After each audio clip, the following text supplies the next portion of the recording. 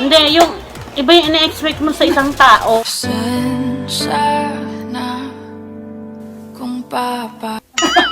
Alam mo, cheese yung taong yun eh. Pagkagat mo ulo.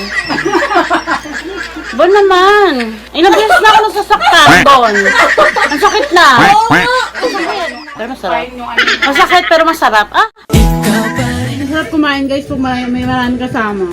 Pag nag-iisa ako, nalungkot ako. Ba't di mo sinabi? May maraming kasama. Pag nag-iisa ako, nalungkot ako. Nag-iisa ako na nalungkot ako.